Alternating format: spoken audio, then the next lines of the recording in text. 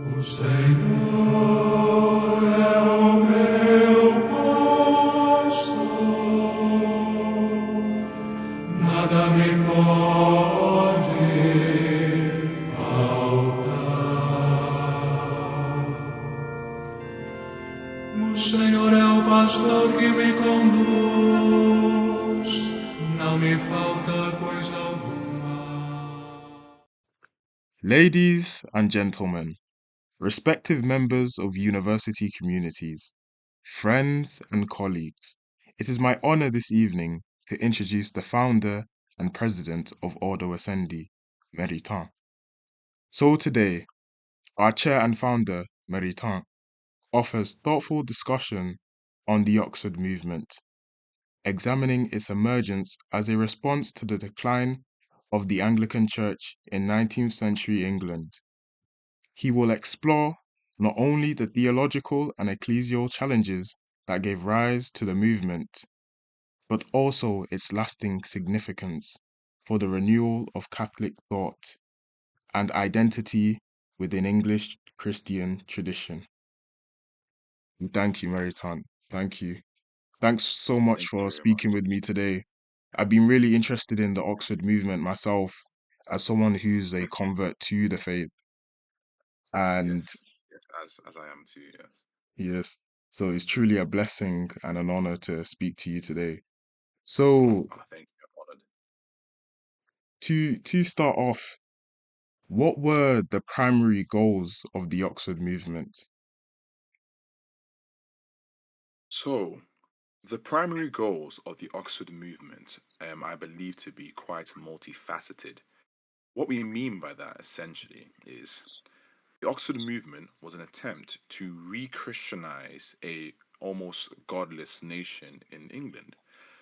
The secularization of the state has gotten out of hand for the starters of the movement, and they believed that an attempt, a new movement, a new startup, was necessary to combat such degeneracy within the nation and they so loved and held at large.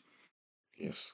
So not only was the re-Christianization of the nation the primary goal of the Oxford movement, they believed that how this would be done, so the means by which they'll be able to acquire or accrue such, results would be by returning to the believed or alleged Catholic roots of Anglicanism. Okay, that's very interesting. And, to give us a bit of context, what were the social, political, and ecclesial factors that gave rise to the Oxford movement in 1830s? Oh, this one is actually quite interesting because there are multiple factors that gave rise to the Oxford movement as a whole. Well, I would argue, based on the idea that in the 19th century, the state and the church executed function almost as a single organism, essentially leaving the nation in a peculiar state. So, essentially, what is meant by that is due to the gradual secularization of the state and the nation, and therefore, obviously, Parliament, the lawmakers, the Yes. church in turn was truly feeling the effects of this secularism. You see, the nation had gone through, I believe, like many changes at the commencement of the century, the 19th century to be specific, with the Sacramental Test Act in 1828, which essentially repealed the requirement for government officials to take communion within the Anglican Church. In 1829, apologies, there was the Catholic Emancipation, with the culmination of all this in the Whig takeover in 1830. Yes. And their dedication to reform was a big aspect of their campaign, properly so called. So essentially, this resulted in a group of Oxford divines, all relatively different men in their personality, and some in background quite evidently so, to arrive at different aspects of the same glaring conclusion, and that conclusion is inevitably the apostasy of the British nation at large. This resulted in the infamous sermon brought to fruition by the pen of a famous divine by the name of John Keble, to whom we shall return, to the University Church of St. Mary, Oxford. This many believe to be the rightful commencement of the Oxford movement proper. Yes. Okay. And as me and you both know, a major element of the movement was the tracts for the times. Could you talk about Yes. what those were and why they caused such a stir at the time? Yeah. So the Tracts for the Times is quite an interesting one because they were essentially these printed pamphlets or like rather small books, obviously named tracts, that contain like various points of views of these divines and their deciphering of alleged historic and quote unquote Catholic interpretation of Anglicanism, preserved in the likes of like the 39 Articles, the Book of Common Prayer, and the various Catholic rituals that had been distorted by liberal evangelicalism in their eyes. Keble, Newman, or Saint Newman, should I say, and Pusey, being the most famous of the contributors. I believe Keble contributing no less than seven pamphlets. It is in Newman that we see the most famous tract, in tract 90, wherein he provides like a commentary on the 39 articles of the Elizabethan Confession, with great admission for Saint Newman, of course, and love for the saint. He daringly attempted the impossible, essentially, to try and square the articles of the confession to that of Trent and other indisputably Catholic dogmas. This garnered like the wrong type of attention for the great saint, Hmm. as I believe this essentially just marks the beginning of Newman's conversion to Rome, even. Okay. Well, and following on, how did the Oxford movement challenge the direction of the Church of England in the 19th century? Ending of the church in the 19th century. I believe the concerns of the Tractarians was absolutely valid in my opinion, especially concerning the aspects of like degeneracy of the nation, state, and obviously their faith. Because essentially that was once the supposed backbone of the people of England. Obviously, we would argue as Catholics that the breaking down of that faith came at the split and the apostasy of Henry VIII. Nonetheless, they weren't wrong. As one can Yes. view anecdotally, the copious amount of disrepair this nation exists in due to the godlessness. The movement, though, was an attempt to revive said faith, like a renaissance of some sorts, a desperate call for the nation to return to her apotropaic principles in Christianity. Nevertheless, though, it gave room for Catholicism to find not merely like a second wing or in the nation that abandoned her in pride and shame, but serve as the possible antidote to a cancer as rampant as liberalism. It was just inevitable as the Oxford movement just paved the way for such possibilities. Okay. Wow. Also, you talked about key figures, for example, John Henry Newman and Keble. Were there any other key figures sprouting from the Oxford movement? Yes, they were. So St. Newman, unlike Keble, Pusey, and also Freud, came not could not necessarily sit idle by and pretend that this communion was like naught but like a caricature of Catholicism. So the truth, essentially, after all, was his greatest concern. Saint Newman, from his own pen, essentially described in his Apologia that the conviction relating to possible infidelity of the Anglican Communion, after reading the esteemed work of Cardinal Wiseman in his essay in the Dublin Review, titled, I believe, "The Anglican Claim," if I remember it so.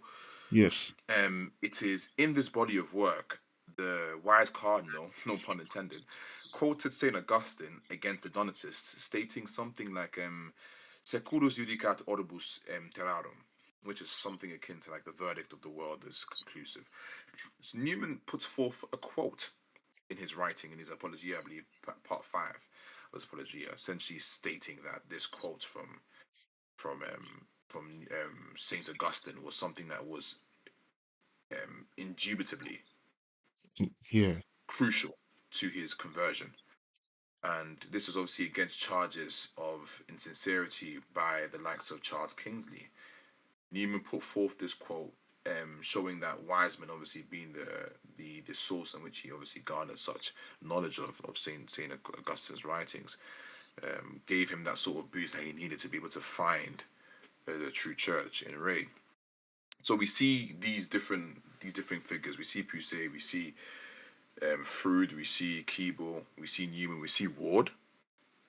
William George Ward, who's another famous and quite conservative figure.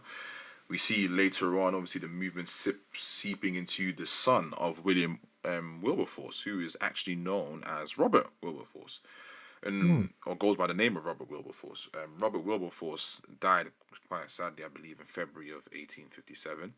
But he was a delight of a figure. He was also quite in close contact, I believe, with Cardinal Manning.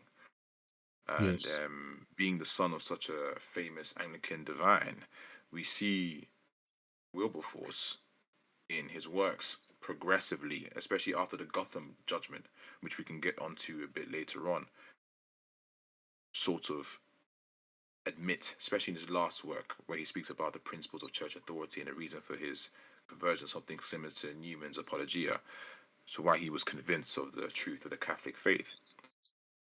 So these key figures are obviously, names that sometimes are mentioned quite frequently around the name, around concepts of the Oxford movement.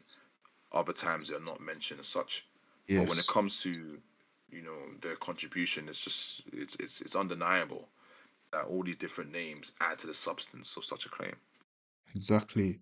Because we are always used to hearing our beloved Saint John Henry Newman's name sprouting Yes, from this movement, but not the likes of John Keble and Pusey yes, as well.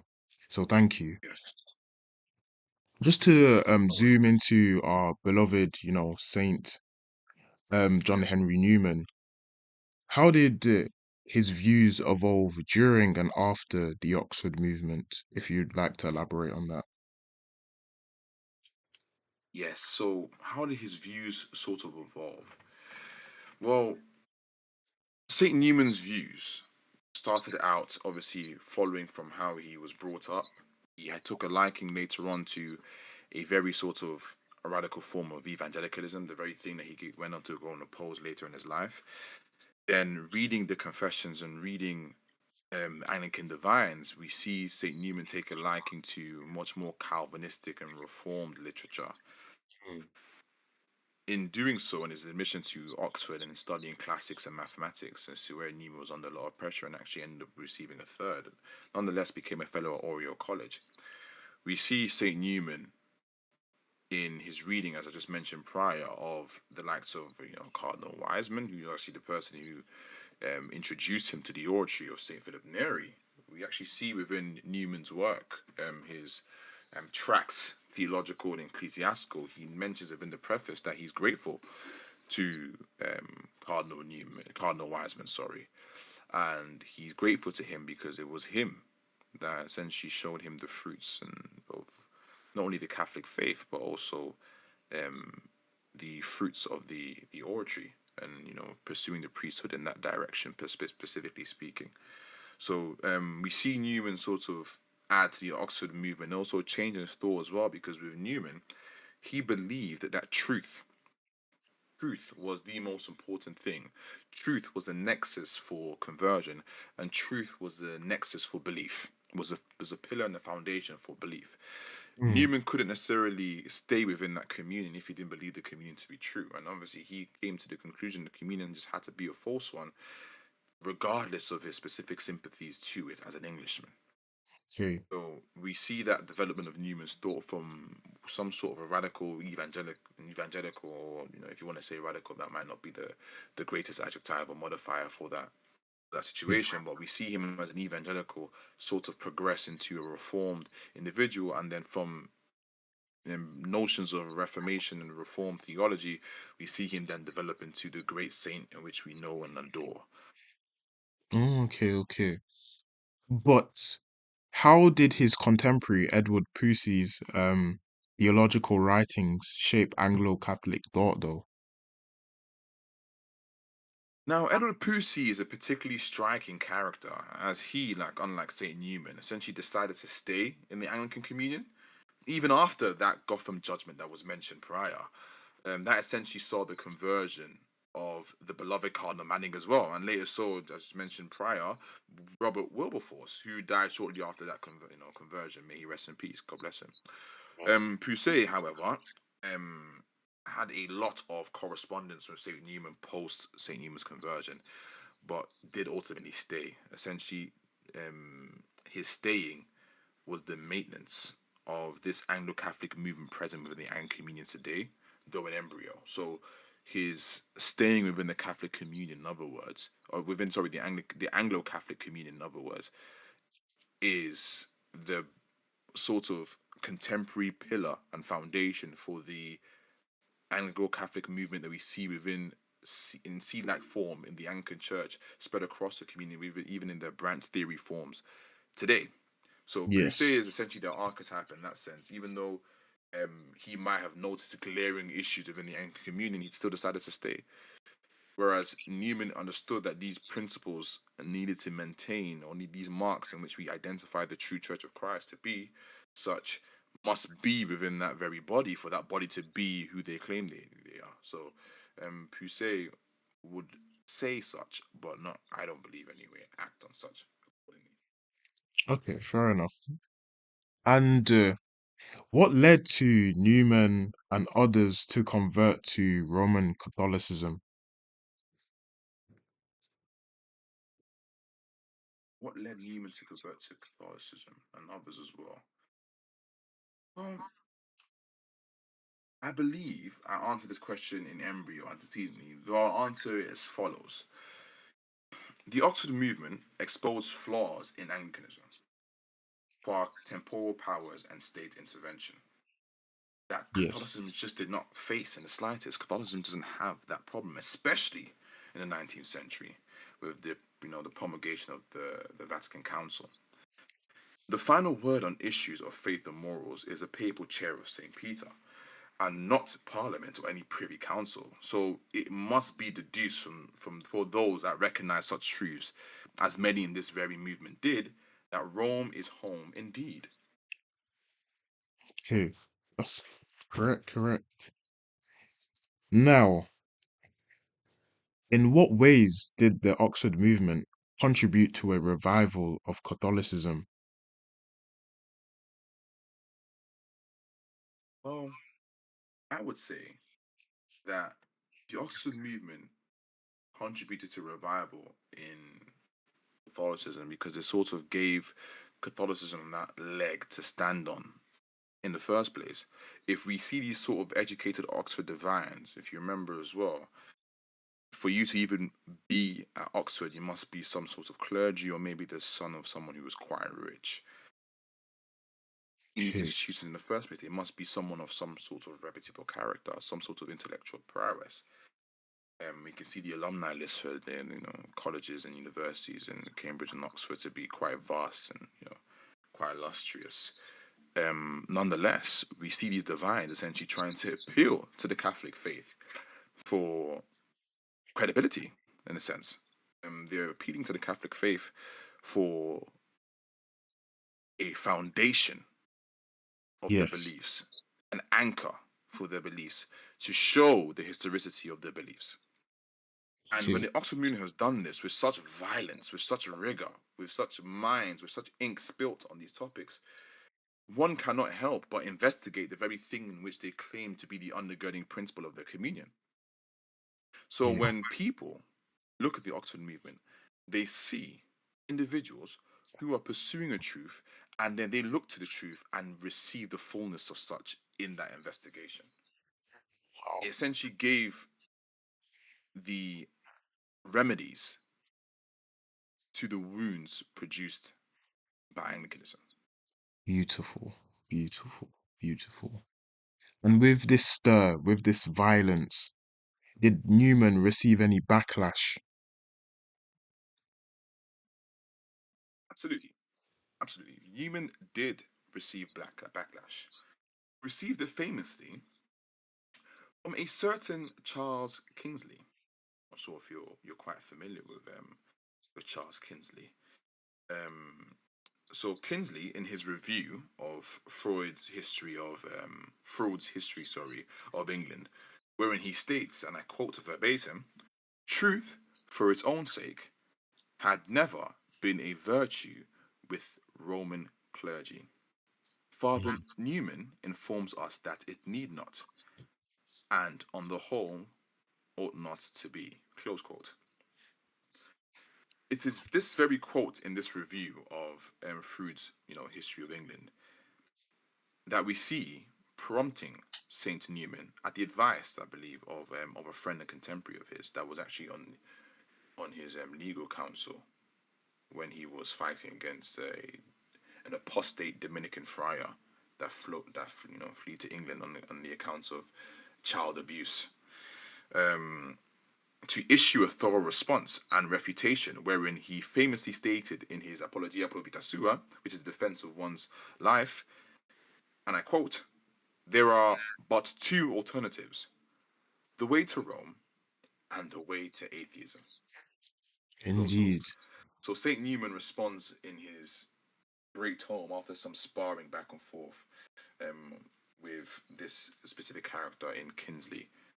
We see Saint Newman sort of respond to Kingsley first, obviously in a rhetorical sense, with great Victorian rhetorical prose. I advise individuals to read Newman's works, and just his writing style it's impeccable for the English language. But Okay. his Apologia pro vita sua essentially just shuts up Kingsley, Okay.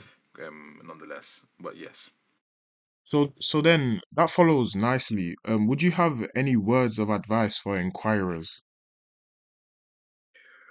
people who are inquiring into the Catholic faith. Yes. Yes. Okay.